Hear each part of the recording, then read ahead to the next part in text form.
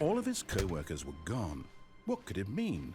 Stanley decided to go to the meeting room. Perhaps he had simply missed the good old bucket.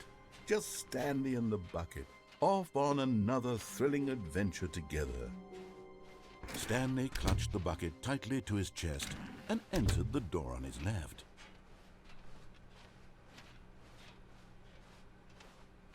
Still no one was here. Stanley needed the bucket's warmth and comfort now more than ever. Perhaps his boss's office was coming to a staircase. Stanley and the bucket walked upstairs to the boss's office.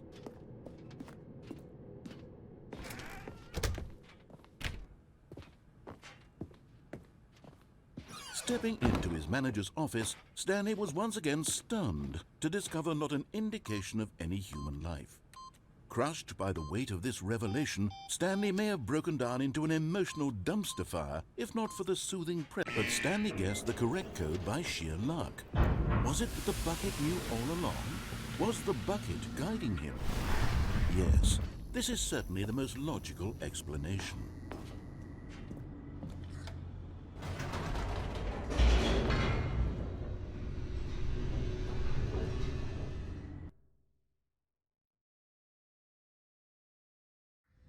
The elevator raced downward, plummeting towards an unknown fate. It would be all Stanley could do to keep himself together, if not for the bucket. Soothing him, comforting him, reassuring that in this darkest moment of uncertainty, he would be all right. The bucket is here for you, Stanley. Everything will be fine.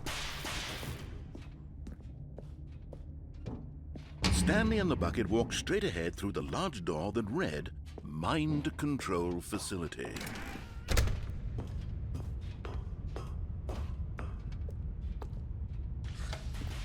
The lights rose on an enormous room packed with television screens. What horrible secret did this place hold? Stanley and the bucket both wondered to themselves.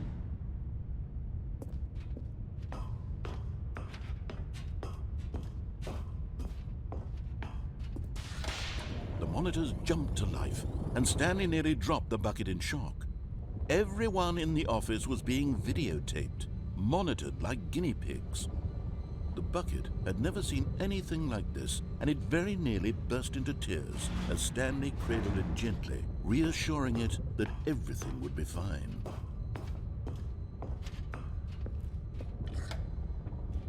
Was the bucket under the mind control facility's influence as well? Had the bucket been told to do things it didn't wish to do? What kinds of things does a bucket want to do or not want to do in the first place? These questions raced furiously in Stanley's feeble mind. No! He screamed into the bucket. He couldn't accept it. His own life in someone else's control, never! He squeezed the bucket tighter, his one friend in the entire world. At this point, he could trust no one except for the bucket.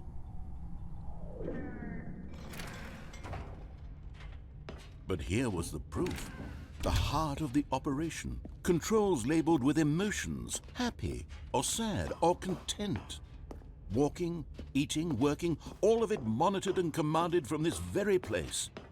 And as the cold reality of his past began to sink in, Stanley decided that this machinery would never again exert its terrible power over another human life. For he and the bucket would dismantle the controls for good. Two best friends, Stanley and the bucket, up against the world.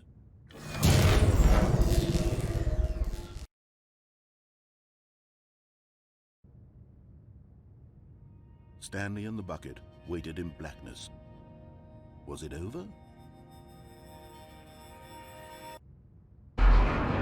Yes, they had done it. Stanley and the bucket had defeated their greatest and darkest enemy, freed themselves from the tyrannical grip of the evil mind control machine. Freedom was now mere moments away. Excitedly, the two of them began to discuss the kind of life they wanted to live once they stepped through this massive door. The bucket wanted to learn to roller skate. Stanley wanted to sneeze in every country on Earth. Both of them wanted to begin watching a movie, any movie, but then stop it halfway through and begin watching it in reverse from the end. True, it was a simple life they envisioned, but it was one they'd lived together.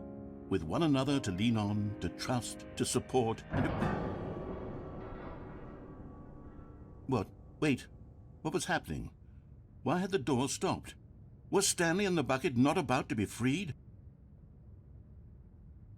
An unbearable silence filled the room, lingering in uncertainty, until finally the truth hit Stanley square in the face. This building did not want the bucket to leave. Even the facility itself recognized the incredible calming presence of the bucket, needed the soothing warmth of the bucket, would go to any lengths not to part with the bucket. No. Stanley can't leave this place, not while he has such a precious bucket in his arms, not while this building has anything to say about it. Stanley realized he would never again leave this very room, but at least he has the bucket. To be trapped eternally in darkness isn't really so bad, Stanley thought to himself. As long as I have my bucket with me, right? I'll be okay, won't I? Stanley gulped. Very soon now, he was about to find out. All right, I've got a second sticker back here, and I'm going to slap it on as well because I think it's appropriate. You see, I feel that it works because the sticker is also a bucket. That way, if you're ever unsure whether the thing you're holding is a bucket or not, you can look down at this sticker and say to yourself, "Ah, it's a bucket." There really is a wide variety of applications for this sticker. But here was the proof. The heart of the operation. Controls labeled with emotions, happy or sad or content. Walking, eating, working, all of it monitored and commanded from this very place. And as the cold reality of his past began to sink in, Stanley decided that this machinery would never again exert its terrible power over another human life. For he and the bucket would dismantle the controls for good. Two best friends, Stanley and the bucket, up against the world. They high-fived in a really cool way, and the bucket made a sassy comment about taking down the system. But at the last second, the bucket jumped in and pressed the button to turn on the controls. Stanley gasped in horror. Had this been the bucket's plan all along? To take over the machine and claim the power for itself? How could the bucket have betrayed him like this? Stanley was prepared to throw the bucket away in disgust when suddenly an image appeared upon the enormous screen. Birds. Silly birds. The control buttons became active again.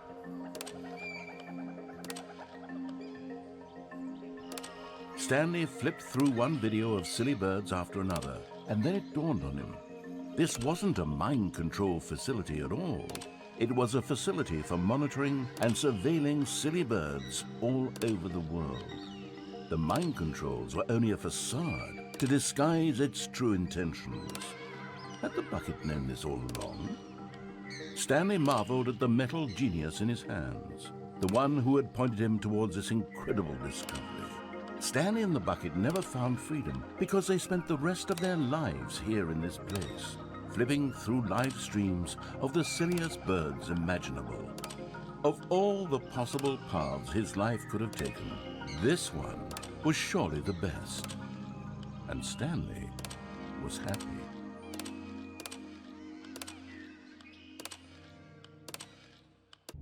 Stanley and the bucket walked straight ahead through the large door that read, Mind Control Facility. Although this passageway had the word escape written on it, the truth was that at the end of this hall, Stanley and the bucket would both meet a violent death. The door behind them was not shut. Stanley and the bucket still had every opportunity to turn around and get back on track. At this point, Stanley and the bucket were knowingly walking forward into a very painful death for each of them.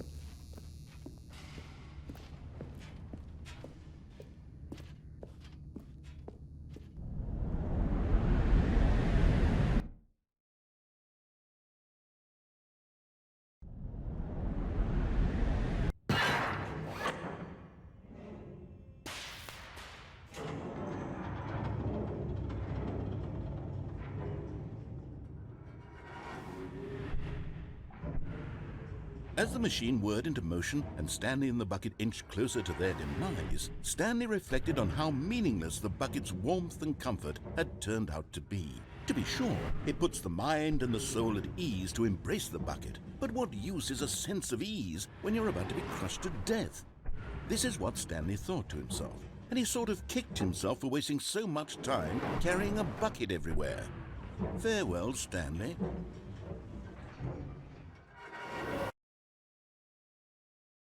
"Farewell, Stanley," cried the narrator, as Stanley and the bucket were led helplessly into the enormous metal jaws.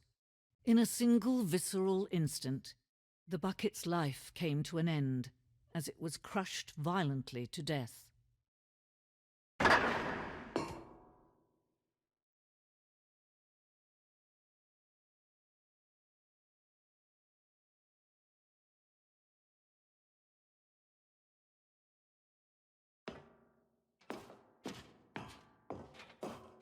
It was a shame, the death of such a magnificent bucket. It's true that all buckets are radiant in their own way, but this one stood above the rest. It was a glorious bucket to behold.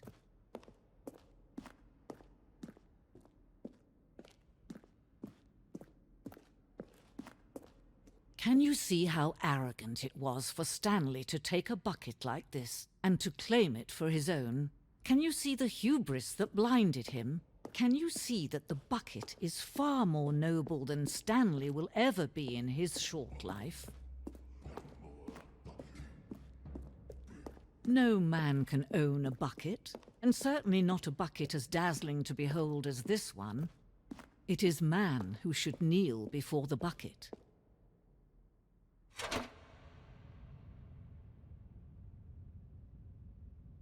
But there is something we can do together, you and I, that will right this terrible wrong.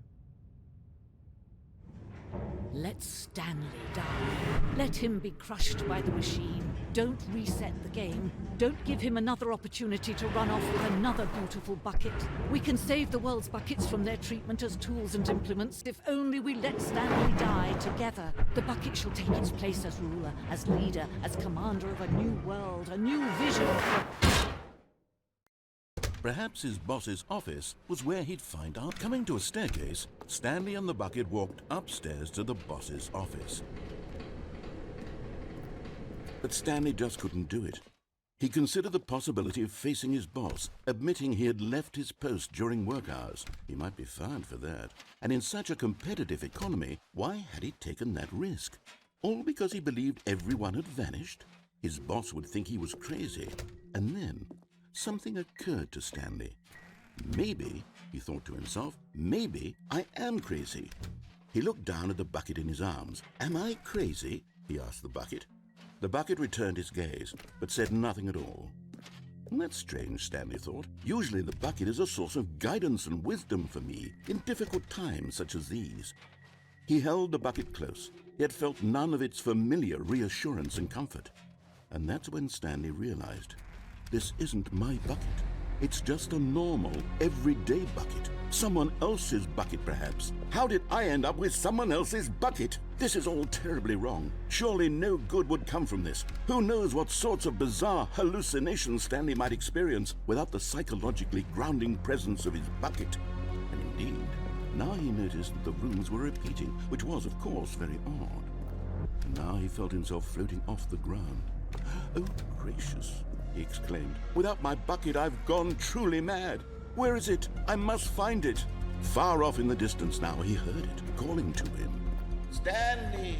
Stanley, it's me, the bucket. Could it truly be?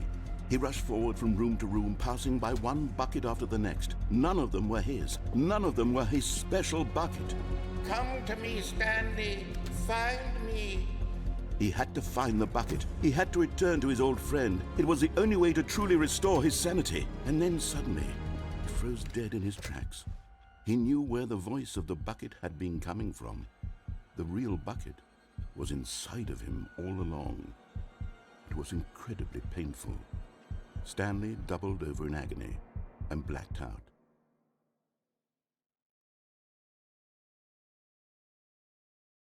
This is the story of a woman named Mariella. Mariella woke up on a day like any other.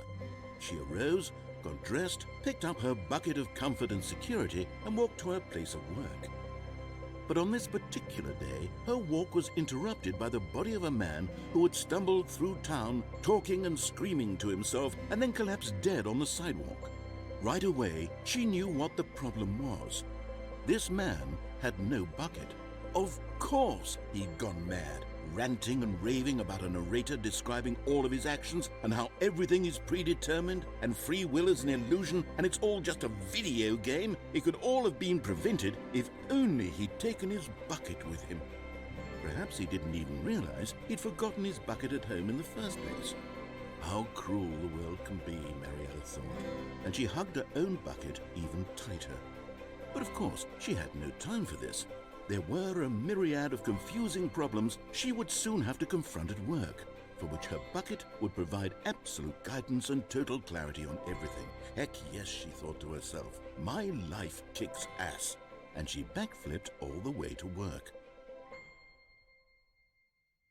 It should have alarmed him, of course, because buckets can't talk. But Stanley chose not to think about this obvious fact. He was firmly convinced that the bucket had spoken to him, and he unthinkingly did whatever the bucket asked. No, stop. Look there on the wall, you see? There's a sign right there. It says, no buckets past this point. Stanley, how could you think it was okay to bring the bucket here? Unless, what if the problem is that you actually don't know what is a bucket and what isn't a bucket? I suppose that would explain a lot about your behavior up to this point. Which, if that's true, well, my goodness, I think we have to do something about it. This misunderstanding could have dire consequences on the entire rest of the game if not addressed quickly and properly. So much of the impact of the story is dependent on your understanding of what is and isn't a bucket. Please, step in here for a moment.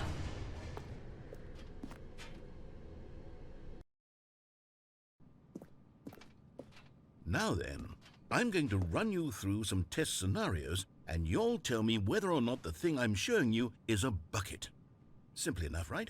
This should tell us everything we'll ever need to know about what is or is not a bucket. Okay, let's begin. Item 1. Is this a bucket? Correct. It is a hologram of a bucket, not an actual bucket.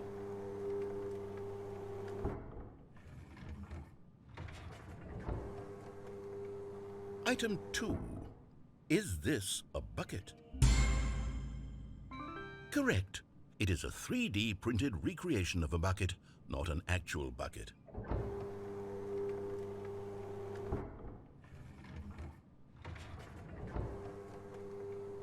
Item 3. Is this a bucket? Correct. This is a bucket.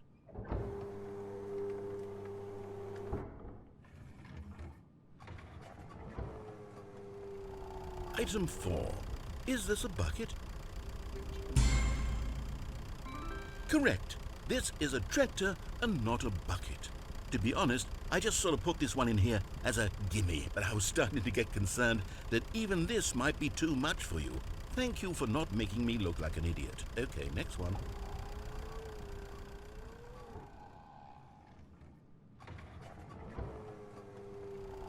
Is this a bucket? Correct. This is a bucket.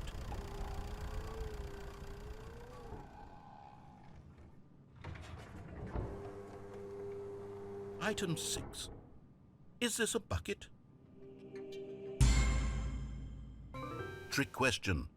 Both. Gotcha.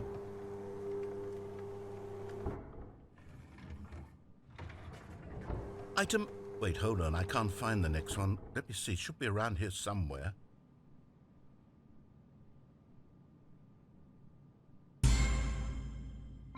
Yes. Thank you. There's nothing here. Of course it isn't a bucket. We both know full well that nothing isn't a bucket. Wait, when I say nothing isn't a bucket, that makes it sound like I'm saying everything is a bucket, which of course is not true. Unless, Is that what you think? Answer me straight, Stanley. Are you trying to tell me that you believe everything is a bucket?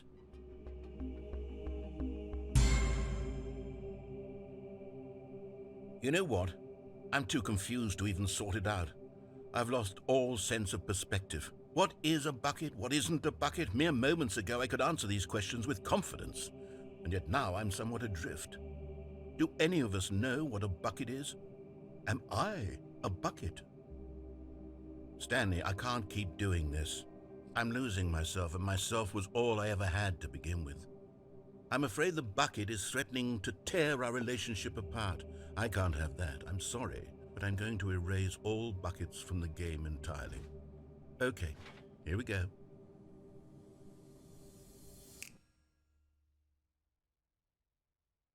What happened? Is everything gone? Why did everything disappear? Wait, was everything a bucket? Every single thing in the game was a bucket. Oh my God, I had no idea. How could... except me. I'm not a bucket after all. And you, Stanley, you're still here. You're not a bucket either. Oh, this is wonderful news. We're not buckets. Yes, I actually feel much more at ease right now. It's delightful to get some clarity on that issue, but it doesn't change the fact that we haven't got a game. So, tell you what, I'll reset everything and we'll put back all of the buckets, okay? And we'll know that it's all a bucket. But if you run into anyone else, maybe don't mention that. Who knows what that information might do to a person? All right, here we go.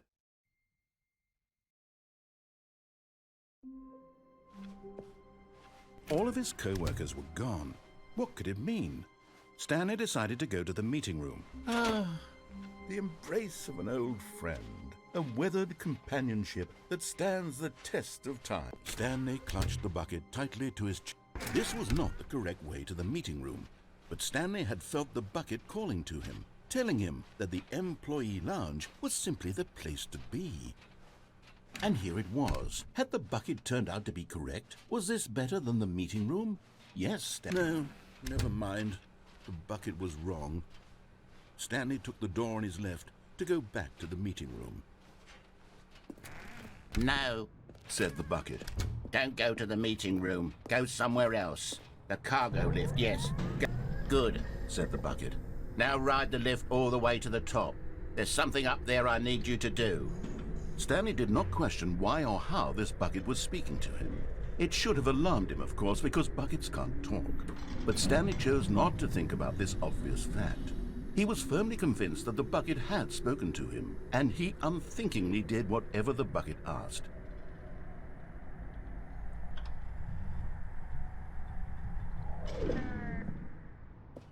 In here. Said the bucket. Go into this dark room over here. Stanley once again obeyed blindly.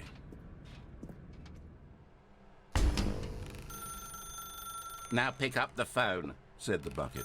Pick up the phone and it will take us back home, where we can go about life together.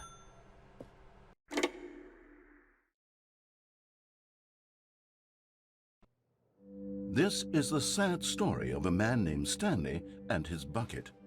Once upon a time, I gave Stanley a bucket because I thought he was lonely and could use a friend. And then, very distressingly, he began to believe the bucket could speak to him.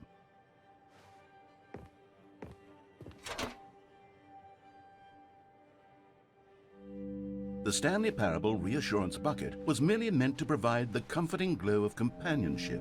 It doesn't literally talk and give you orders. Whatever Stanley is hearing the bucket say to him is just in his head. Lately, I've been concerned about him. Wouldn't you be concerned as well? To see him delusional like this, obsessing over an inanimate metal object? I want to say something to him, but I don't know how I can convince him. I don't know if he'll listen to me. Oh, I'll try anyway. Stanley, can you hear me? Listen to me. It's just a bucket. It can't think, it can't talk. All it will ever truly do for you is effectively transfer a liquid from one location to a different location. That's it. It doesn't do anything else.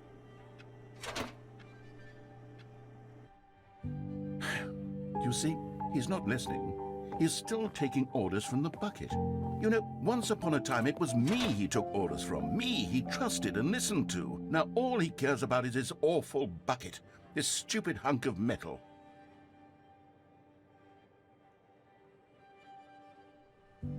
It's sad, but I suppose he doesn't need me anymore. From now on, he's just going to cling to this bucket, this cold, empty bucket, this sort of shiny bucket. Well, I'll give it this. The bucket does have a nice shine to it.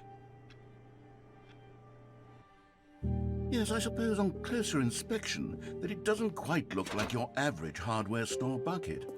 It's just a little more, what am I trying to say? Sturdier, more capable of transporting liquid. Like it would be better at moving an amount of water from one room to another. Oh my God, what am I saying? Better at carrying water from room to room. It's a bucket. It's literally just a bucket. Why do I feel some need to point out the ways in which it's so much more than just a regular bucket? Oh no, I'm having feelings for the bucket. No, no, no, no, no, no, no, no. What's going on? Why do I want to be with the bucket? Hear what the bucket has to say. Do anything it asks. What's wrong with me? I don't understand. Perhaps if I had the bucket, this would be less confusing. Yes, the bucket could tell me what to do in this troublesome situation. Stanley, give me the bucket. Give it to me. Give me the bucket, Stanley. I need it. Give it to me now. Give it or I'll... In here, said the bucket. Go into this dark room over here. Stanley once again obeyed blindly.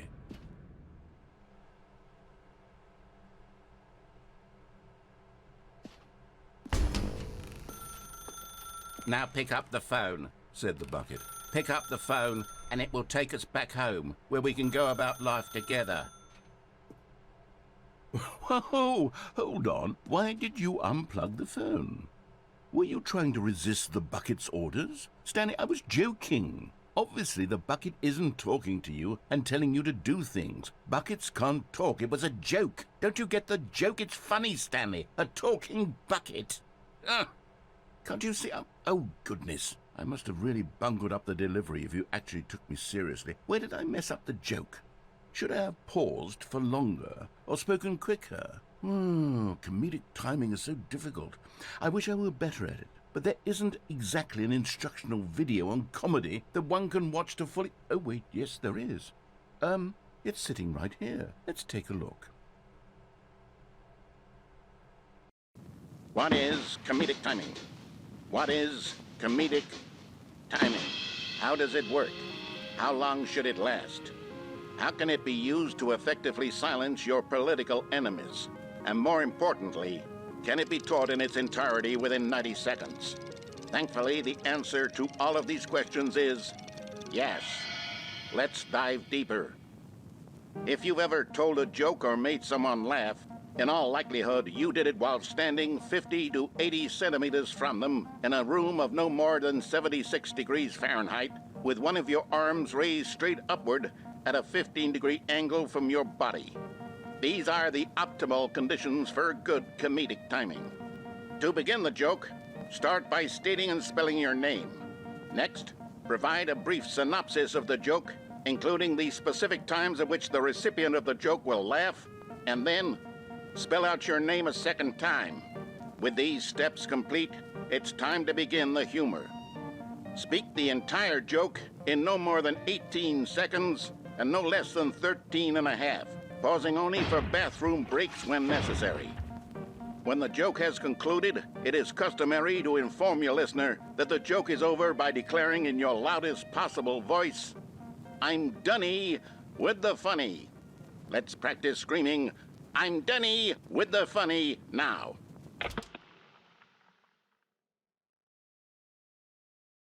Good. This saying is a perfect example of expectations management, which is the cornerstone of good comedy. Finally, it's time to hand out surveys. Collecting hard data from your audience on how rapt they were throughout the joke is the only way to grow or learn as a comedian. An effective survey should be no less than 10 pages long and should include the same question reprinted several times. just to ensure the survey taker is actually paying attention and not simply filling in answers at random. And that's all there is. With these strategies at your disposal, you'll have audiences doubled over in laughter and even tripled over in laughter in no time at all. Just remember to let them stop laughing at some point, you gut-busting little scamp. After all, we're each of us needed on the front lines of the war to fight the 12-legged invader who threaten our very existence and who very likely die in a hailstorm of bullets and mandibles. All of us must be prepared to give our lives to this noble cause, just as our children must do after us, and their children after them. Godspeed, and may Earth reign supreme.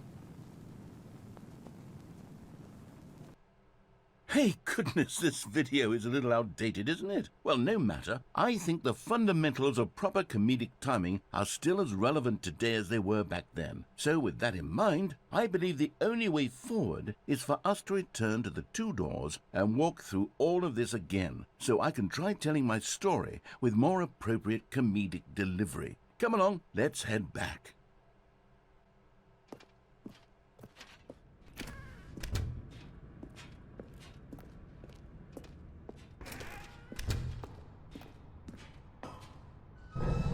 I can feel it.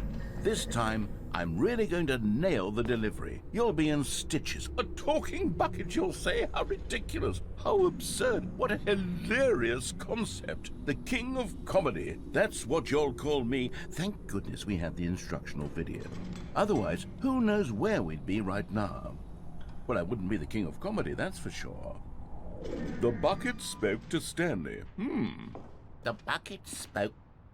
The bucket spoke. Oh, I'll figure it out on the fly. No need to overthink things.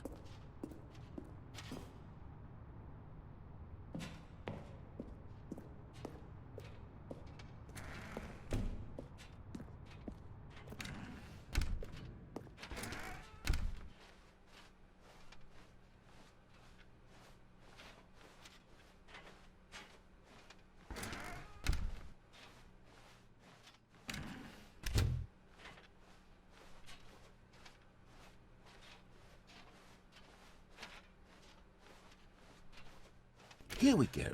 You ready? When Stanley and the bucket came to a set of two open doors, they entered the door on the left.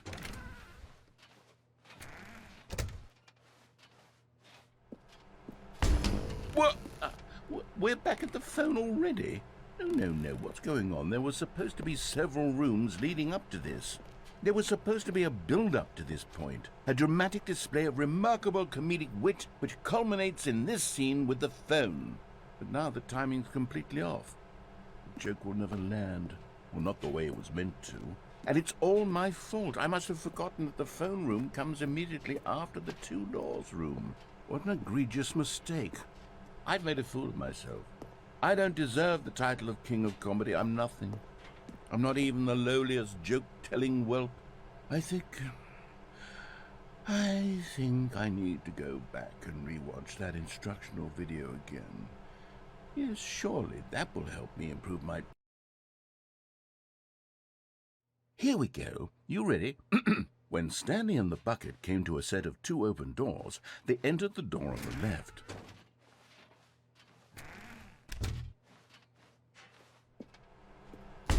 What? We're back at the phone already? No. Here we go. You ready? When Stanley and the bucket came to a set of two open doors, they entered the door on the left.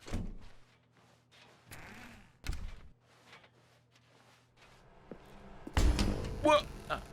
We're back at the phone already? No. Here we go. You ready? When Stanley and the bucket came to a set of two open doors, they entered the door on the left. No. You were supposed to go through the door on the right, leading back to the phone. Did you not even look at the instructional video? I think this is all covered very clearly. There's no way I can make the comedic timing work now. It's done. The joke is completely done and over. It's all your fault, Stanley. I'm going to be ridiculed in the community of other joke writers. I'm going to be shamed at every one of our meetings from now on. All because you couldn't watch a simple video and take a hint. Are you proud of yourself for bringing me down, Stanley? Are you Stanley, you love the bucket so much it's like you... it's as though all of your other most prized possessions pale in comparison. Yes. Well, let me try that again, Stanley. I heard that you are pale with shame over how unabashedly in love with a bucket you are. No? Still not? Is it the delivery? Pale with shame. Pale with shame? Pale... What's another word to describe a bucket? Stanley, this bucket is so metal, I think I saw it playing guitar. No. We're getting away from making fun of Stanley's obsession with the bucket, which was the whole point of this. I'm no good at these jokes. I need more instructional videos. That's exactly what it is. That's what will make me the king of comedy again. More instructional videos. Let's see.